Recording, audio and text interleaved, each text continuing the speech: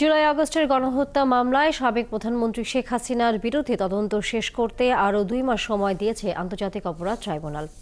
শেখ হাসিনাকে ভারত থেকে ফিরিয়ে আনতে ইন্টারপোলের পদক্ষেপ বিষয়ে পুলিশ রাজির সাথেও কথা বলতে চেয়েছে ট্রাইব্যুনাল। এই মামলায় পরবর্তী শুনানির জন্য 18 ফেব্রুয়ারি দিন ঠিক করা হয়েছে। মঙ্গলবার আন্তর্জাতিক অপরাধ ট্রাইব্যুনালে শুনানি শেষে এই আদেশ দেওয়া হয়। এর আগে বৈষম্য বিরোধী ছাত্র জনতার আন্দোলনে নির্মূলে জুলাই আগস্ট গণহত্যা ও মানবতা বিরোধী অপরাধের অভিযোগে শেখ হাসিনার বিরুদ্ধে তদন্ত প্রতিবেদন 1 মাসের মধ্যে জমা দেওয়ার নির্দেশ দেয় আন্তর্জাতিক অপরাধ ট্রাইব্যুনাল। আজ এই প্রতিবেদন জমা দেওয়ার কথা ছিল।